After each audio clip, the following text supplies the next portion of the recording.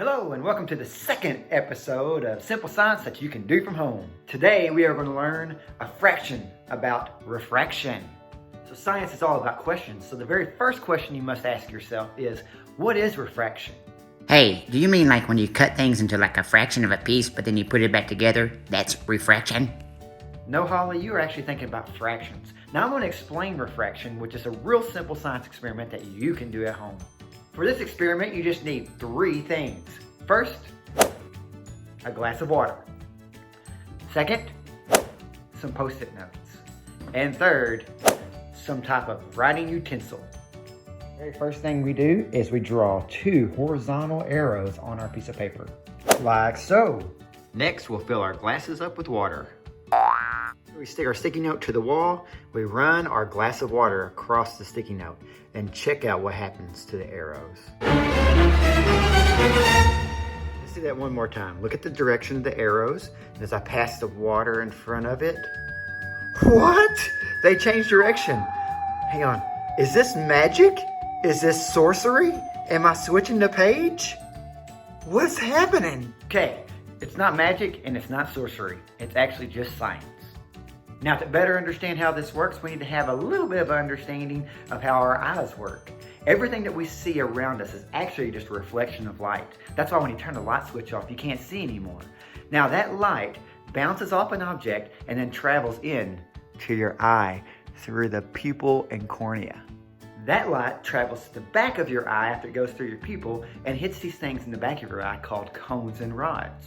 The brain then takes that light that hits the cones and rods and translates it into an image in your mind.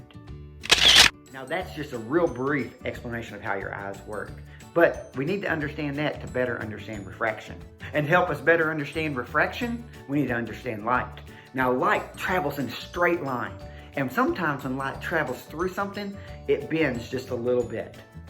Now that's pretty amazing. To better understand this, I have made a super high-tech diagram. Alright, here's my super high-tech diagram.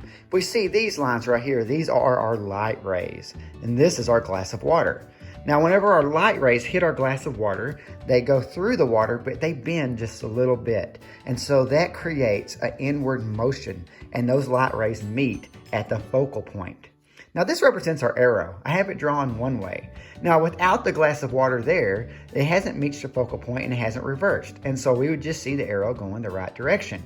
But after the light rays meet this focal point, they then cross over, and what we get is a reverse image of the first arrow. Now to answer Holly's question, refraction isn't cutting something up and then putting it back together. It's a term that relates to the bending of light. And since all we see is light bouncing off that sticky note and traveling back into our eye, when the glass of water through refraction reverses that light, we get a reverse image. Now that is just a fraction of what we can learn about our eyesight and refraction. My challenge to you today is to go out here and try this for yourself. Get yourself a glass of water and make an image and see if you can reverse that image using refraction. There are several ways that you can extend this activity. One way is you can use different glasses with different shapes to see if the light refracts the same way.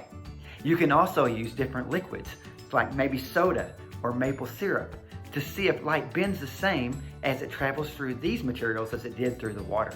But most importantly, you go out there, you have fun, and ask questions. See ya.